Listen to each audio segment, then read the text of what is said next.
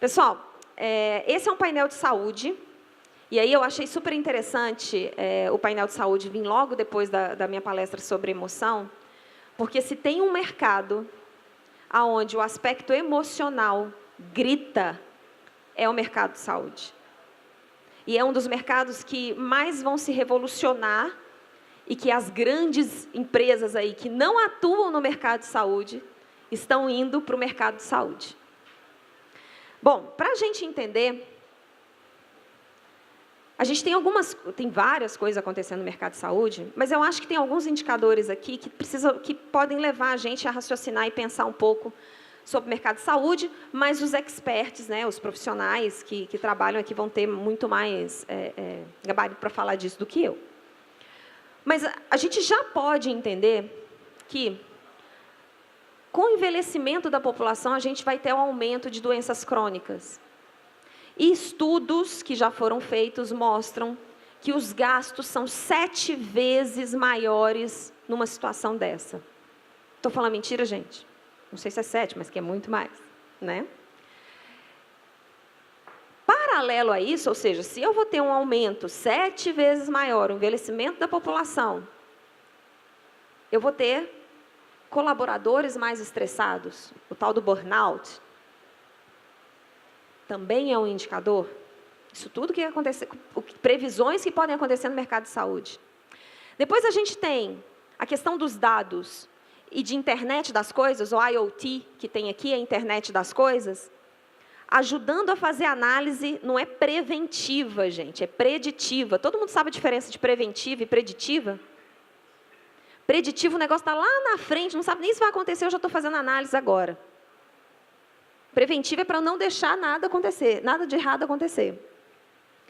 E aí a gente tem aqui que olha que interessante, 78% das empresas de saúde nos Estados Unidos oferecem programas de bem-estar e prevenção de saúde.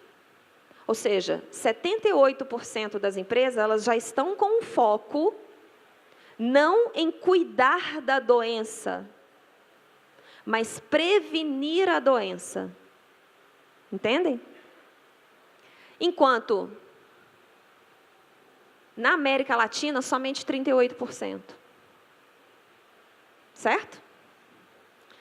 E a gente tem um outro indicador que 76% dos brasileiros com mais de 50 anos estão no Facebook e 78% possuem smartphones. O que significa isso para a gente? Porque a primeira coisa que vem na nossa cabeça é assim, uma população idosa não mexe com tecnologia. Esqueçam isso, profissionais que mexem com a experiência do paciente, que mexem com a experiência do cliente. Esqueçam isso. Existem empresas dando aula de como se usar a tecnologia para poder estimular. E aí, acontecem coisas disso aqui, ó. Empresas de tecnologia, empresas não relacionadas à saúde, grandes empresas investindo em saúde, comprando startups, investindo em novas tecnologias. Por que disso, hein? A gente vê isso aqui também. Impactos da tecnologia na saúde. Existem várias coisas que vão acontecer, mas 3 coisas que me chamaram muita atenção. A primeira delas é monitoramento da saúde o tempo inteiro. Não é aquele conceito, eu vou ali fazer um exame para saber se eu estou bem, aí eu pego esse exame, eu levo no meu médico, ele me diz se eu estou bem, eu faço um tratamento. Esquece. Eu continuamente estou monitorando se a minha saúde está bem. É lógico que estudo tecnologia que vai ajudar. De novo, igual eu falei na palestra, qual é o impacto disso? Qual é o efeito disso, benéfico ou negativo? Qual o tsunami que isso causa no mercado de saúde? A outra coisa é conexão entre pacientes. Existem startups. Essas 2 últimas aqui são startups voltadas para criar comunidades de pacientes. E elas estimulam que eles contem dos problemas de saúde, compartilhem as suas situações, compartilhem exames, eles mesmos, eu quero compartilhar o meu exame. Participam dessas comunidades. Isso gera um aprendizado, tanto para o paciente quanto para a comunidade, para as empresas, que gera benefício depois. Quando é que a gente parou para pensar nisso? Que horas? Consulta online. Consulta online significam plataformas digitais, onde você tem 10 mil, 15 mil médicos que te atendem online. Lá fora isso é possível, aqui eu não sei como que é a legislação, aqui não é possível. Mas vai ser. Um dia vai ser. E aí, como eu falei que nós somos profissionais que analisamos contexto antes de analisar necessidade, qual é o contexto se isso aqui acontecer no Brasil? Todas essas empresas aqui, ó, todas essas startups, elas trabalham nessas 3 áreas aqui. Ó. Essa Hello Alvin aqui é super notória nos Estados Unidos. Tem mais de 15 mil médicos atendendo, fazendo consulta online. Existem médicos nos Estados Unidos abrindo startups. Qual é a revolução que isso vai trazer para o mercado de saúde? Por outro lado, em jornada do paciente, a gente também tem 3 coisas, que para mim era assustador. Primeiro é uma gamificação. Opa, voltei. Gamificação da jornada do paciente. Eu transformar a jornada que um paciente vai vivenciar, é lógico que existem alguns filtros, né? Nós não estamos falando de um tratamento de câncer e tal, não sei o quê. Existem alguns filtros. Eu até acho que o case que o Hermes Pardini vai trazer está dentro desse conceito aqui, já é uma coisa mais avançada, que é você tornar soft, leve, algo que é tão doloroso ou que o paciente não gostaria de estar ali. Então, você identifica situações ou jornadas onde, se você aplicar o conceito de gamification, você consegue amenizar essa situação. A outra coisa, que aí é que me choca, é que parte da jornada do cliente está dentro dele. Parte da jornada do cliente está dentro dele. O que significa isso? Lembra que eu falei do Elon Musk comprando uma empresa que bota negocinho dentro do cérebro e o cérebro conversa com as máquinas? Aqui, ó. É essa aqui, ó. Neuralink. É o louco da Tesla que comprou essa empresa aqui. Qual é o objetivo dele? Que em determinada etapa da jornada do cliente, o cliente não precisa fazer nada, tudo é acionado porque o cérebro conversou e já acionou. Eu elimino determinadas etapas da jornada, por exemplo, de um paciente, e aí, no caso dele, não é só para paciente, outros clientes também, porque o corpo faz parte da jornada. Quem é que já parou para pensar nisso? Quem imaginou uma coisa dessa? Aquela empresa que eu falei que os colaboradores, todos têm chip, eles não mandam a máquina de café esquentar, né? Eles passam, tem um horáriozinho lá, a máquina de café aciona. É tudo muito louco. E a outra é uma visão antecipada da jornada. Eu consigo... Quem já passou pela situação de ir num médico e ele falar assim, olha, você vai fazer uma cirurgia, e a gente vira e fala assim, mas como que é isso? O que acontece? E por mais que ele fale, você sai de lá com aquela, tipo, eu me entrego para ele e confio. O que as startups estão desenhando nisso aqui, através de realidade virtual, realidade aumentada, é que você consiga enxergar toda a jornada que você vai vivenciar como paciente antes de vivenciá-la. Por que eles querem fazer isso? Por causa daquilo que a gente falou na palestra anterior. Emocional. Falando nisso agora,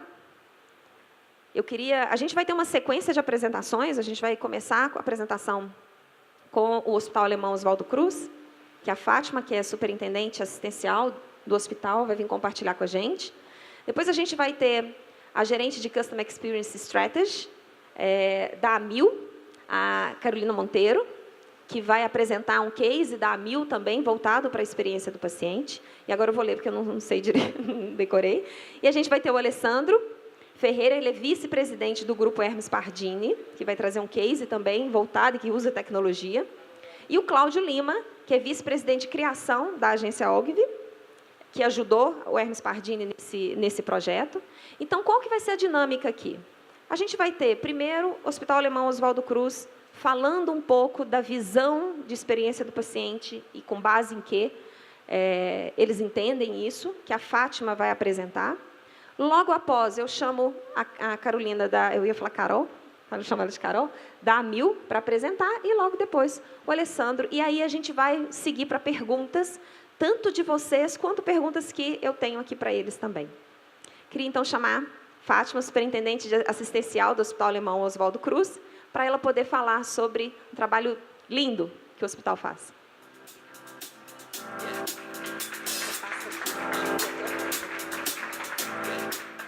Bom dia. Eu estou num espaço muito pequenininho aqui, eu não sei se eu fico aqui em cima ou aqui embaixo. Se eu ficar aqui embaixo, vocês me enxergam? Enxerga, né? Sinto um pouco melhor. Bom, eu tenho um desafio aqui enorme, porque só tenho 10 minutos para falar de alguma coisa extremamente ampla, tem muito assunto, mas eu fiz uma síntese e, obviamente, no final vai ter um momento para a gente conversar e tirar algumas dúvidas, né? Então, o hospital, a experiência que eu vou comentar é um hospital privado da cidade de São Paulo, o Hospital Alemão Oswaldo Cruz, que agora a gente chama de Hospital Oswaldo Cruz, mudou a marca antes de ontem, né? Então a gente chama diretamente pelo nome. Nós estamos numa fase de ampliação com 805 leitos, a unidade principal, que era a unidade Paraíso, tem 350 leitos, a Vergueiro 232 e uma organização social que é em Santos com 223 leitos, que é o Hospital dos Estivadores. Estou comentando isso porque, na verdade, eu vou apresentar os conceitos que a gente tem aplicado intensamente. Como é que eu volto aqui, Cláudia? Esse aqui? Aqui. As iniciativas começaram aqui na Unidade Paraíso e o desafio é muito grande para a gente levar esse modelo de atenção, mas que a gente também tem essa meta nas outras instituições. E 4.000 colaboradores em todas essas organizações, né? É uma organização com 120 anos de existência, ela completou esses 120 anos antes de ontem, aliás, né? Só queria comentar aqui, na verdade não importa muito qual é a visão, missão e valores da instituição, mas no momento que a gente estabelece uma forma de entrega de cuidado ao paciente, a gente tem que organizar um modelo de atenção. Então, nós, no Hospital Alemão Oswaldo Cruz, até nós estamos sendo pioneiros nisso, a gente organizou um método, uma organização de entrega do cuidado.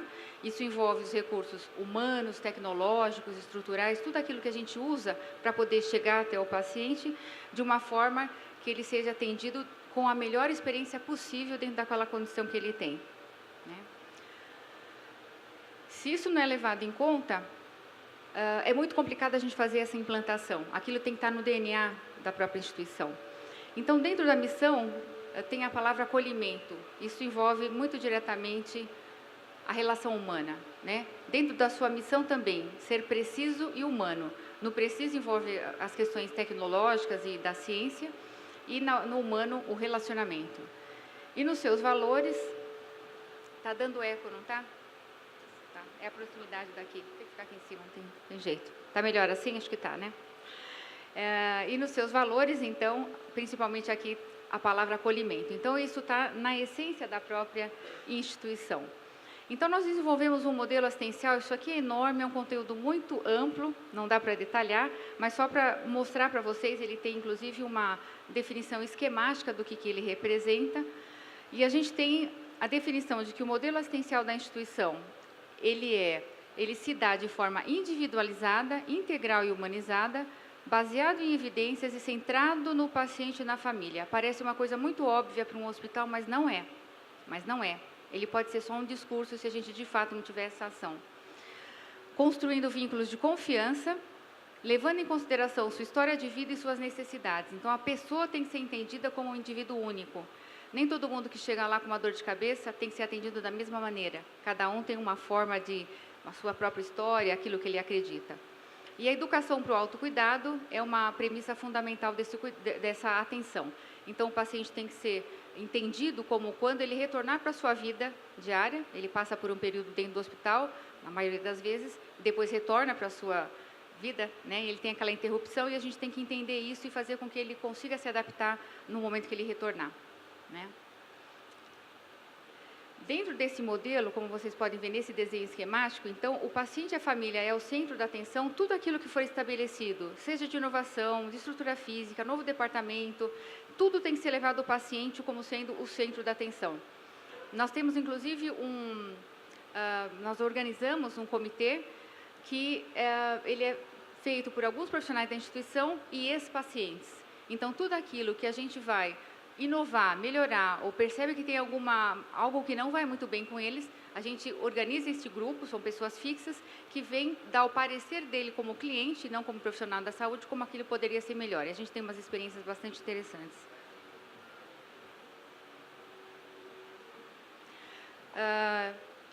Obviamente, na área da saúde, a gente tem que pensar muito nisso, né? Qualidade e segurança está em primeiro lugar. Então, a primeira coisa que a gente pensa quando procura um serviço de saúde é, obviamente, na segurança, né? A atenção hospitalar, acredito que muitos de vocês saibam, ela tem tanto risco quanto a aviação. Então, o hospital não é um lugar simples, não é um lugar que a gente vai para passear, a gente só procura ir ao hospital quando a gente realmente precisa, porque é um lugar de muito risco. São muitas pessoas, muitos profissionais envolvidos, muita tecnologia, e o risco é presente, sim, em todo momento. Então, tem que ter muita iniciativa para que seja assegurado o próprio paciente, né? Dentro desse modelo, existem livros também muito detalhados para explicar tudo isso. Ele é focado basicamente num modelo chamado cuidado baseado no relacionamento. Então, são iniciativas para fazer com que as lideranças acreditem e conheçam muito isso e fazendo com que elas organizem as suas equipes de maneira a propiciar o estabelecimento de vínculo com o paciente, né? Isso está atrelado a um outro princípio, que é o de estabelecimento de profissional referência, para que cada paciente que for para aquela instituição, ele seja cuidado pelos mesmos profissionais enquanto ele ficar internado. Parece simples, mas não é. Então, se eu estou internado, eu estou numa cama do hospital, eu vou receber medicação, vão fazer curativos, eu vou tomar banho, uma série de coisas vão ser feitas comigo. Se cada hora entra uma pessoa, uma enfermeira vem me dar o remédio, outra enfermeira vem me dar o banho, outra enfermeira vem me faz o curativo, eu não vou conseguir manter um vínculo de confiança, estreitar aquela relação e, com isso, possibilitar uma avaliação melhor, uma conclusão e resultados muito mais satisfatórios do que quando a gente fragmenta a assistência. Então, nesse modelo, a gente tira a fragmentação do cuidado ao paciente. Se eu sou cuidada por um fisioterapeuta, é ele que vai vir os 5 dias, os 20 dias, os 40 dias que eu estiver dentro da instituição para cuidar de mim. Isso facilita muita coisa e a minha experiência vai ser, com certeza, muito melhor. Isso já tem trabalhos até que comprovam, né? Nesse modelo, então, ele tem fases e pilares, que são formas, como que eu faço isso, que parece tão teórico, como eu faço isso chegar de fato até o paciente e de uma maneira que eu consiga implantar isso, inclusive, em outras instituições, né? É um modelo que visa fortemente o trabalho interdisciplinar, que é algo que também, aparentemente, é muito fácil no hospital, mas não é. Então, a gente tem diversos profissionais, médicos, enfermeiros, fisioterapeutas, farmacêuticos, mas se eles não trabalharem de uma forma integrada, eles podem trabalhar muito mais para a sua própria categoria profissional e não para o paciente. Então, a meta de cuidado é do paciente, não é a meta do cuidado do fisioterapeuta, não é a meta do cuidado do médico e assim por diante. Então, é um esforço muito grande e esse modelo tem essas iniciativas para fazer com que a equipe trabalhe realmente integrada, tendo sempre na cabeça que o principal dessa atuação é o próprio paciente. Existem diversas iniciativas, uma delas sempre levar em consideração, então, que apesar das pessoas estarem internadas no hospital, as pessoas, porque assim, o paciente muitas vezes está com o familiar também está internado, ele fica muitas vezes lá de dia, de noite, dorme, toma banho, então a gente tem que cuidar desse familiar também. E a gente tem que pensar que ele tem necessidades que não só aquelas que estão ali na nossa frente para o cuidado do seu físico, né? Então, a gente tem até um grupo que chama Yes We Care, que é um grupo que entra no quarto de pacientes conforme alguns critérios, para perceber, para tentar entender qual é a necessidade daquele paciente e buscar atingir, né, resolver aquela questão para ele. Esse aqui é um caso bastante especial, foi de um paciente que estava em fase final de vida, né, então fora de possibilidade terapêutica, isso já sabido por ele e por toda a família. Essa é a esposa dele, já casados há muitos anos, com filhos e netos, mas eles não eram oficialmente casados e ele tinha muito desejo de se casar. Então, nós organizamos toda uma estrutura para poder fazer o casamento dele, e lá foi o juiz, e teve festa, e teve a família, os netos e tal. Ele ficou extremamente satisfeito, ele faleceu dali umas 3 semanas, mais ou menos, mas essa família, apesar do desfecho, ela ficou extremamente feliz por ter tido essa oportunidade de realizar um desejo dele dentro de um momento tão difícil, numa organização que não necessariamente faz casamentos, né? Ela está lá para cuidar da saúde.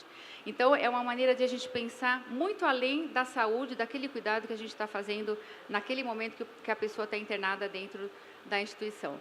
Aqui são outras iniciativas, no quarto de cada paciente tem um painel, ele tem o nome dos profissionais que tomam conta dele, então ele consegue gravar o nome dessas pessoas, saber exatamente quem é responsável por ele. E aqui, inclusive, tem um sinal que está escrito assim, o que é importante para você hoje? E toda a equipe busca atingir aquela meta quando ele... Nós lançamos um livro ontem, fica aqui até referência se alguém tiver interesse, que é justamente a descrição desse modelo assistencial. Ele mostra de maneira prática, ele tem uma parte mais teórica e uma mais técnica, demonstrando como que a gente leva, então, a equipe a ter um trabalho interdisciplinar e como aplicar esse modelo na realidade daquela instituição, né? É um trabalho que foi para nós uma satisfação muito grande. Muitos hospitais têm interesse, porque é uma maneira de se pensar um pouco diferente do que a tradicional que a gente está acostumado. Eu tenho muito assunto, mas não dá, eu tive um tempo bastante limitado. Eu deixo depois meu contato, minha apresentação também está à disposição, e muito obrigada. Obrigada, Fátima. Pode tomar um assento aqui.